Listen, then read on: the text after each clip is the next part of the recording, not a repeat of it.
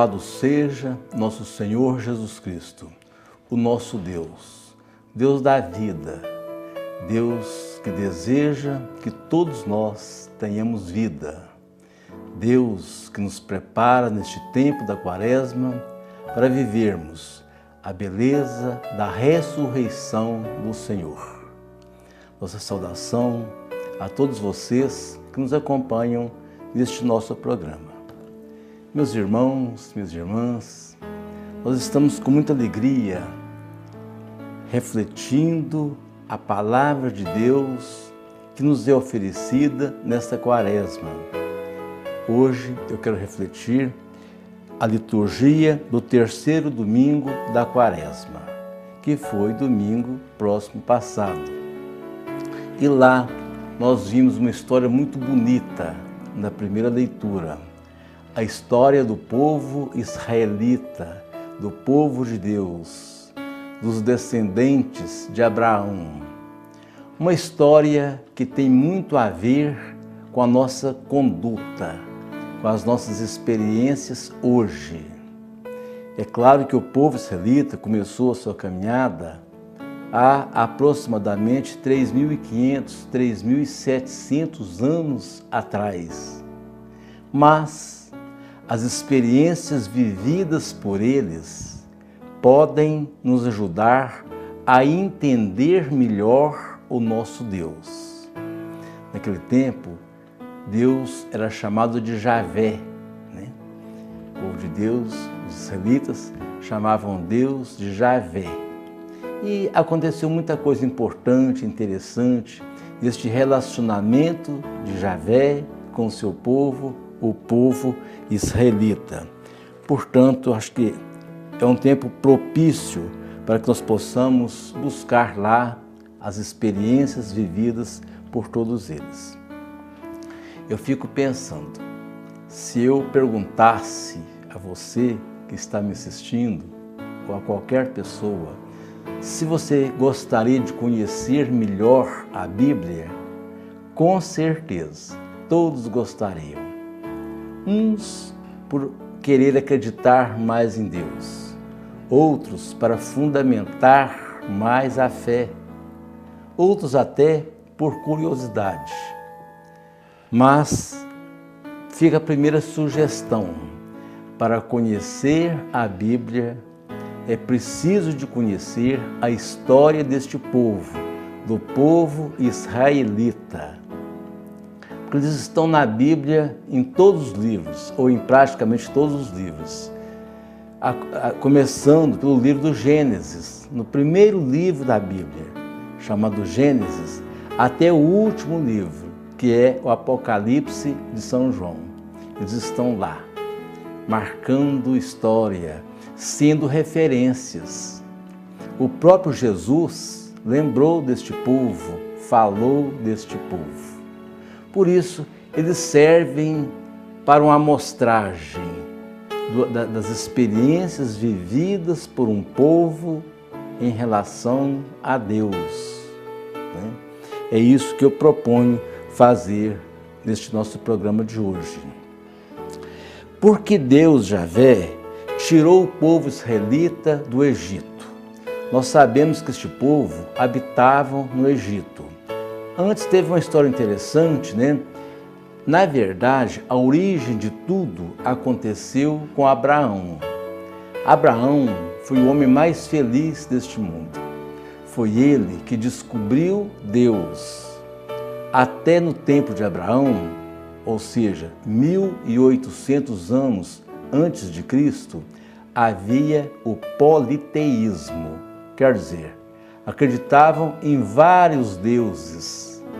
Até um boneco de ouro lá, um animal, um carneiro de ouro, podia significar Deus, podia representar Deus. Homens, muitos até achavam que o faraó, com aquelas armaduras todas, era Deus, né? Mas Abraão foi mais inteligente. Abraão pensou assim: existe um Deus único, né? Só um Deus poderia criar a terra, criar o sol, criar as árvores, criar o homem. Então Abraão, eu diria que foi o homem mais inteligente deste mundo. Para o seu tempo, ele foi muito grande em descobrir isso. E de manter uma relação com Deus, de estar com Deus, de descobrir Deus. Na teologia, a gente chama isso de teofania, que Deus manifesta. Deus manifestou-se a Abraão. E Abraão entendeu isto. Isso acontece com nós hoje também. Deus se manifesta. Feliz do homem, feliz da mulher, do jovem, da criança, que percebe Deus nas coisas. Abraão via Deus na natureza. Enfim, Deus estava presente como está hoje. Então Abraão acredita e dá início a um povo, o povo israelita, né? E lá no Egito, este povo sofria demais.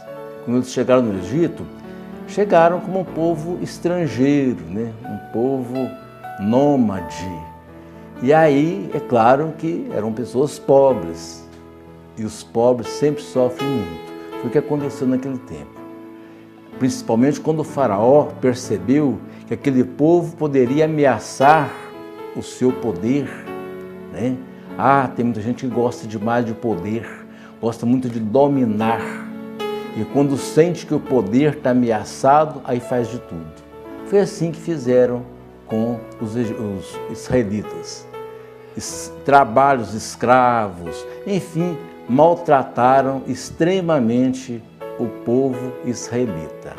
Aí aparece Deus, o Deus Javé, o Deus que não desampara ninguém, e tira aquele povo do Egito e leva este povo escolhido para uma terra boa, onde haveria de ter o leite e o mel, que é Canaã.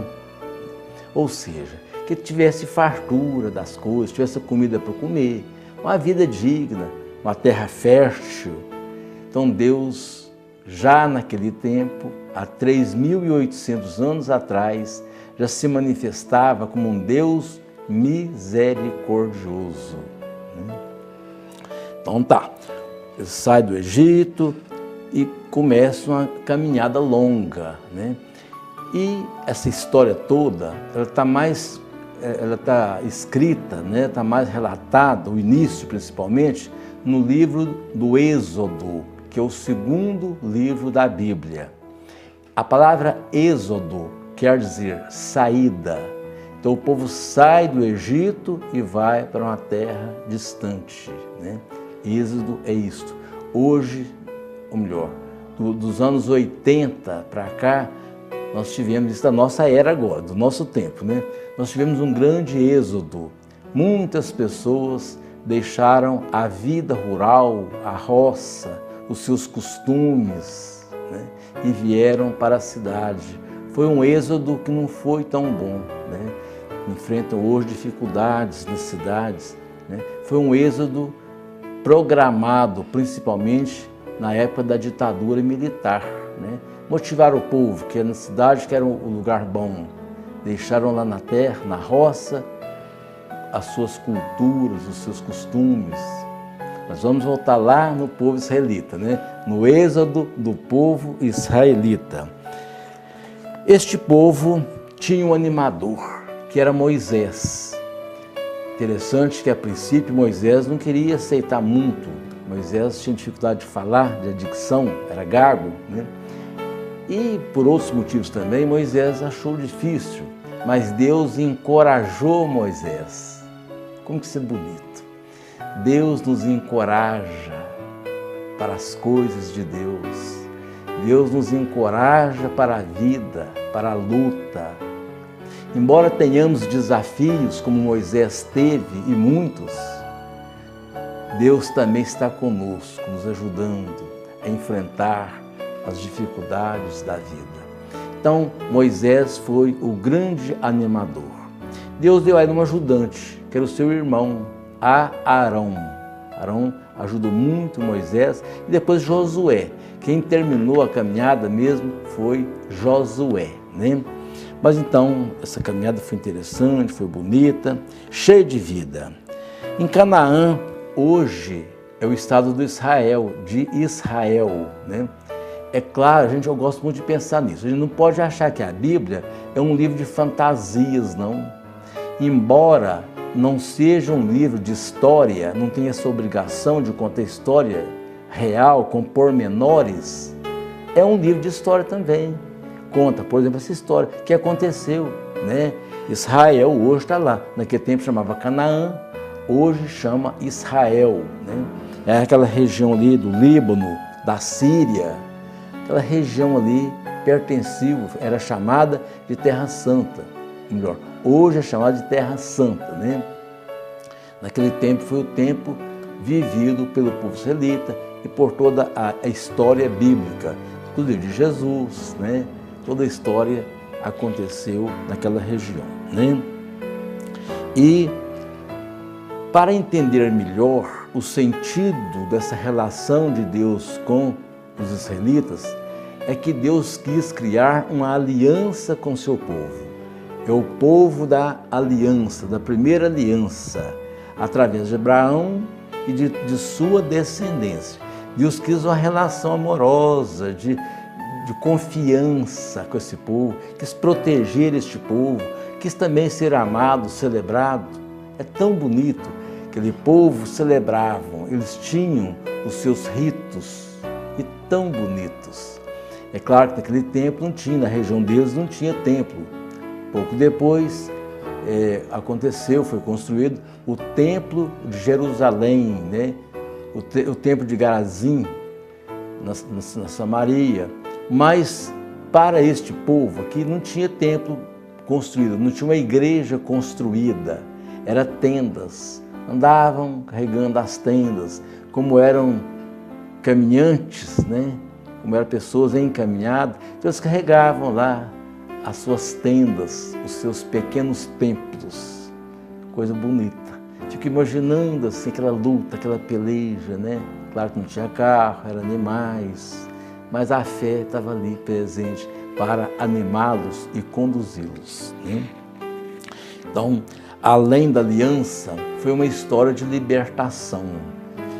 A marca maior deste povo israelita é a aliança e a libertação. A aliança porque Deus quis estar com eles, quis fazer uma união com eles, dar as mãos para eles, a partir de Abraão, né? E a libertação, porque Deus não quis, não aceitou que eles sofressem tanto lá no Egito. Assim como Deus hoje não quer o sofrimento humano. Eu fico muito feliz quando eu vejo movimentos, dentro da igreja inclusive, né, ONGs, fazendo o que podem para tirar o povo dos sofrimentos. É assim que nosso Deus sempre fez, tirar o povo do sofrimento, libertar, né, tirar das amarras. E hoje, as discriminações, as marginalizações, as opressões fazem isto. Deus não quer isso, não. Deus quer a liberdade. Liberdade para a vida, liberdade para viver a beleza que Deus criou para todos nós, o bem inclusive, né? Então, essa ideia de libertação, ela é antiga e atual.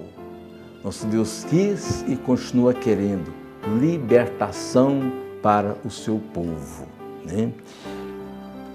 Andaram, segundo a Bíblia, 40 anos. 40 anos não é 20 mais 20, foi um longo tempo. Isso é simbólico, né? 40 anos é simbólico, quer dizer que foi um longo tempo. Deus continua, apesar do tempo. Deus não olha tempo. Deus não tem calendário, né, para ficar marcando tempo. Ele quer continuamente a nossa libertação. É preciso que nós entendamos Deus como o povo israelita entendeu. Tem muita coisa que eu selecionei para a gente falar, mas o nosso tempo não é tão grande. O episódio, o fato bonito que aconteceu no domingo passado, foi no dia em que o povo revoltou contra Deus. Foram a Moisés, reclamaram, como nós, às vezes reclamamos muito, é o resultado do cansaço, é o resultado das injustiças, é o resultado daquilo que nos cansa. Um dia a coisa acaba, o que acontece? E assim foi aquele episódio. Estavam com sede, foram a Moisés, revoltados, nervosos, e pediram a Moisés água. Chegaram a questionar Moisés. Você nos tirou do Egito e agora falta ter água para nós. Nós às vezes achamos que estar com Deus significa ter tudo o que é preciso, uma vida completa, né? Hoje até existe uma teologia chamada de teologia da prosperidade. Tem gente que acha, aliás a televisão faz isso.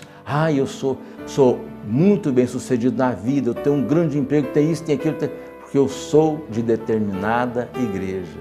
Não, nosso Deus não é este Deus que faz esse tipo de milagre. O grande milagre de Deus é a vida.